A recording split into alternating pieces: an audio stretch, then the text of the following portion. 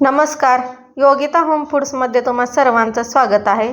तर आज मी खांडवी बनवलेली आहे आणि ती पण कुकरमध्ये केल्याने गॅसची बचत पण होते आणि बेसनचं पीठ शिजवायला जास्त वेळ पण लागत नाही आणि तुम्ही बघू शकता आणि झटपट अशी ही खांडवी तयार झालेली आहे। तर आता आपण खांडवी बनवायला घेऊया आणि त्यासाठी लागणारे साहित्य पण बघूया। तर इथे बघा, 1 वाटी भरून मी दही घेतलेलं आहे। बघा, दही अशी आंबट घ्यायची जेणेकरून खांडवी छान अशी चवीला लागते। तर बघा, 1 वाटी आंबट अशी दही घेतलेली आहे। तुम्हाला जर दही वापरायचं नसेल तर दहीऐवजी तुम्ही 2 वाटी ताकाचा वापर करू शकता। तर आता हे दही आपल्याला पातेल्यामध्ये काढून घ्यायचं आहे आणि ज्या वाटीने आपण दही घेतलेलं आहे त्याच वाटीने आपल्याला बेसनचं पीठ घ्यायचं आहे आणि ते दह्यामध्ये मिक्स करायचं आहे। इथं बघा, 1 वाटी दहीसाठी 1 वाटी बेसनचं पीठ घेतलंय। आता हे विस्करच्या सहाय्याने थोडंसं दह्यामध्ये बेसनचं पीठ मिक्स करून घेऊया। चमच्याच्या सहाय्याने कालवून घेऊ शकता। तर इथं बघा, अशा पद्धतीने थोडंसं दह्यामध्ये बेसनचं पीठ आपण मिक्स करून घेतलेलं आहे। तर आता काय करायचं आहे, ज्या वाटीने आपण दही घेतलेलं आहे त्याच वाटीने आपल्याला इथे पाणी घ्यायचं आहे। सर्व पिठामध्ये दही आपण मिक्स करून घेतलेली आहे। तर आता यामध्ये पाणी ओतून घेऊया। इतकंसं पाणी आपण घेतलेलं आहे, 1 वाटी यामध्ये ओतून घेऊया आणि याच वाटीने आपल्याला अजून 1 वाटी यामध्ये पाणी ओतायचं आहे। तर 1 वाटी तुम्ही दही घेतला असेल तर त्याच्यामध्ये 2 वाटी पाणी आणि 1 वाटी बेसनचं पीठ घ्यायचं आणि ताकाचा वापर करायचा असेल तर 2 वाटी ताक, 1 वाटी बेसनचं पीठ आणि 1 वाटी पाणी घालून आपल्याला हे सर्व मिक्स करून घ्यायचं आहे। तर आता मिक्सरच्या छोट्या भांड्यामध्ये 2 मिरच्या कट करून घेतलेल्या आहेत, 4 ते 5 लसणाच्या पाकळ्या, थोडंसं आल्याचा तुकडा आणि साखर घालून हे छान असं आपल्याला वाटण तयार करायचं आहे आणि हे बेसनच्या पिठामध्ये आपल्याला मिक्स करून घ्यायचं आहे। सोबतच पाव चमचा हळद टाकायची। ही बघा, हळद इतकीशी टाकलेली आहे आणि थोडंसं हिंग टाकायचं आणि मिठाचा वापर तुम्ही तुमच्या आवडीप्रमाणे करा। तर सुरुवातीला मी इथं थोडंसंच मीठ घातलेलं आहे आणि इथे बघा सगळं कालवून घेतलेलं आहे। आणि आता आपण ज्या भांड्यामध्ये मी हे खांडवी शिजवणार आहे तेच भांडं मी घेतलेलं आहे। बघा, कुकरचं भांडं घेतलेलं आहे आणि अशा पद्धतीने गाळून घेतलेलं आहे। आता बघा, कुकर घ्यायचं आणि त्याच्यामध्ये एक स्टँड ठेवायचं। हे बघा, अशा पद्धतीचं मी स्टँड घेतलेलं आहे। त्याच्यामध्ये थोडंसं पाणी ओतायचं। तर बघा, इथं 1 ग्लास भरून मी पाणी ओतून घेतलेलं आहे कुकरमध्ये आणि मध्ये स्टँड पण ठेवलेलं आहे खाली आणि त्याच्यावरती आपल्याला हे बेसनचं पीठ मिक्स करून घेतलेलं ठेवायचं आहे। बघा, इथं कुकरचा डब्बा अशा पद्धतीने ठेवलेला आहे। तर आता काय करायचं, याच्यावरती झाकण लावायचं जेणेकरून पीठ आपलं शिजताना, शिट्टी येताना ते पाणी आपल्या कुकरच्या भांड्यात पडू नये, त्यासाठी आपल्याला इथं झाकण लावून घ्यायचं आहे।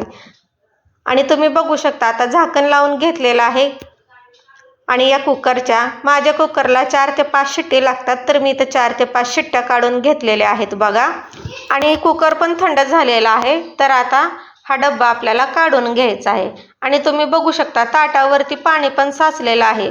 जे आपण कुकरची शिट्टी होती तेव्हा पाणी जे वर येतं ना, ते आपलं पाणी ताटावरती आलेलं आहे आणि कुकरच्या डब्यामध्ये गेलेलं नाही आणि पीठ पण आपलं छान असं इथं शिजलेलं आहे।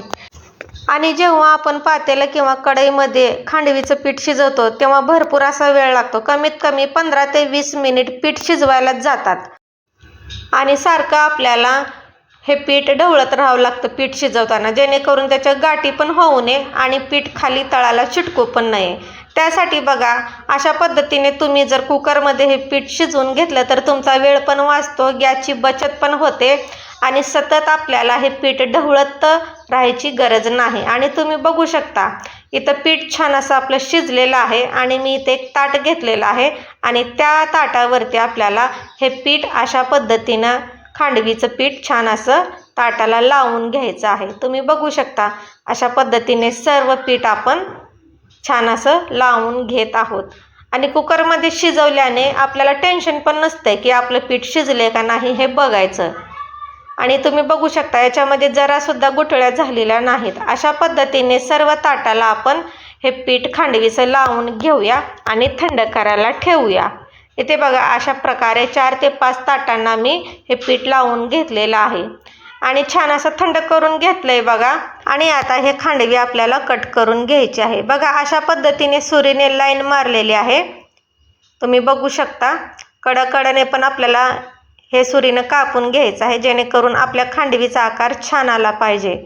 आणि सुरुवातीला चाकूच्या टोकाने आपल्याला अशा पद्धतीने वर उचलायचं आहे आणि याचा असा रोल तयार करायचा आहे. तुम्ही बघू शकता, जसं जसं आपण रोल बनवत आहोत तसं तसं हे अलगद असं छान निघत आहे. आणि इथे बघा मस्त असं आपलं खांडवी तयार झालेली आहे, अजिबात ताटाला चिकटलेलं नाही. आणि याचा आकार पण किती मस्त आलेला आहे, तुम्ही बघू शकता.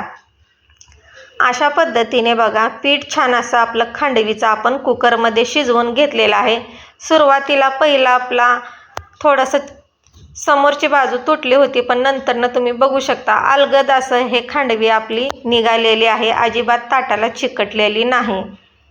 आणि कुकरच्या शिट्टीमध्ये मस्त छान असं झटपट पण तयार होते. अशा पद्धतीने सर्व ताटामधले आपल्याला खांडवी छान असं बाजूला काढून घ्यायचे आहे, तर रोल बनवून घ्यायचं आहे. तुम्ही बघू शकता छान असं मस्त निघालेलं आहे. आणि इथे आपलं खांडवी छान अशी ताटामध्ये सर्व आपण काढून घेतलेली आहे. हे बघा दिसायला पण किती मस्त दिसते आणि अजिबात तुटलेलं नाही. छान असं मस्तपैकी आपली खांडवी इथं तयार झालेली आहे. तर आता खांडवीवरती थोडासा तडका देण्यासाठी आपण आता गॅसवरती पॅन ठेवलेला आहे आणि त्याच्यामध्ये थोडंसं तेल ओतून घेऊया. इथे बघा तेल ओतलेलं आहे. तेल छान गरम झाले की त्याच्यामध्ये थोडीशी मोहरी टाकायची. इथे बघा मोहरी घातलेली आहे. मोहरी छान कढली की त्याच्यामध्ये कढीपत्त्याचे पानं घालायचे आणि थोडंसं तीळ आणि मग गॅस बंद करायचा. गॅस बंद करून घेतलेला आहे बघा. मस्त छान असं आपलं इथं फोडणी झालेली आहे. आणि बघा इथं हे सगळं फोडणी आपल्याला या खांडवीवरती ओतून घ्यायची आहे.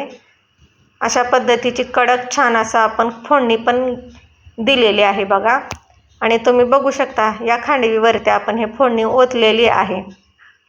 तर झटपट अशी आपण कुकरच्या भांड्यामध्ये ही खांडवीचं पीठ शिजवून घेतलेलं आहे. आणि अशा पद्धतीने कमी वेळेत गॅसची बचत करत आपण हे खांडवी तयार केलेली आहे. वरती थोडीशी कोथिंबीर टाकलेली आहे चिरून. तुम्हाला हवा असेल तर खोबऱ्याचा किस पण टाकू शकता. तर आजची रेसिपी तुम्हाला कशी वाटली कमेंट करून नक्की सांगा. व्हिडिओ आवडल्यास लाईक करा, चॅनलला सबस्क्राईब करा, शेअर करा. धन्यवाद.